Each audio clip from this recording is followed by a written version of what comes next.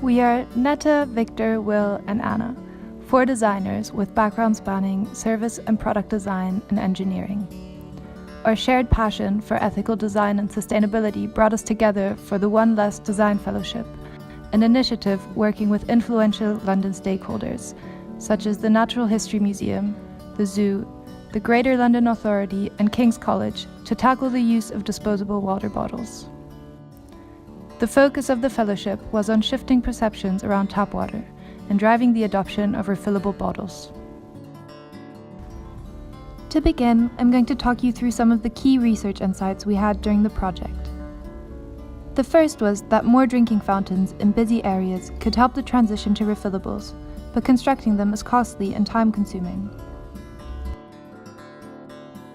The problem isn't really a lack of refill infrastructure, but that it is often hard to find or access where it does exist. Tap water also has a bad reputation. Offering added value like flavorings or carbonation could promote desirability for customers. Venues need solutions that are tailored to their specific setup and their visitors' needs. Venues will need to make up for the revenue that they currently draw from selling disposable water bottles.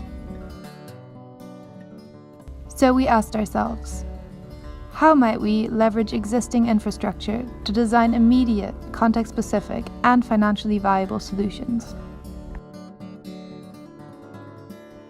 Water monsters are a family of mobile drinking fountains designed for a range of urban environments.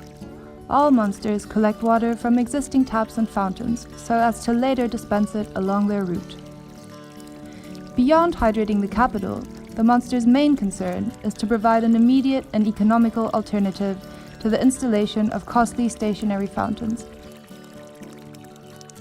The Monstera menorah.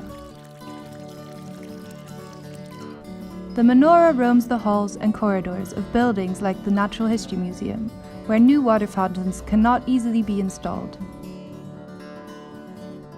Its petite body sits buoyantly atop elongated legs that have evolved to let it maneuver gracefully in tight spaces. While it can be spotted drinking from different water sources, it is usually at large, carrying its aqueous lute to distant corners of the venue. The menorah has a playful nature. Visitors are never quite sure if they are looking for the monster, or indeed if the monster is looking for them. It makes distinctive sounds that echo through the corridors and herald its arrival, beckoning visitors to quench their thirst. It can bestow 21 liters of delicious water on thirsty visitors. The Monstera media. The media is at home in large outdoor locations such as Hyde Park. It roams freely within a 1-kilometer radius of its home tap, to which it returns intermittently to replenish its water supply. So as to navigate urban environments with ease, the media has developed wheels where its lower tentacles used to be.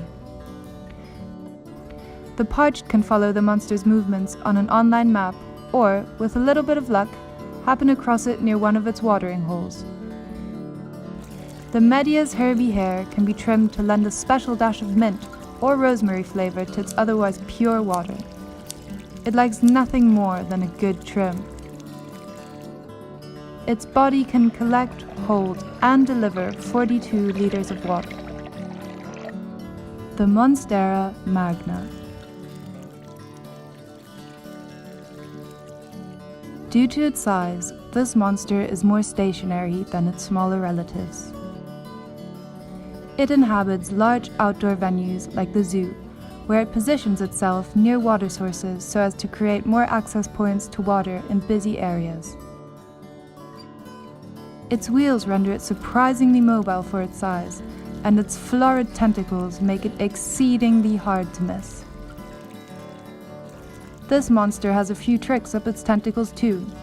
For a small fee, it offers a range of fruity flavors to tickle the taste buds.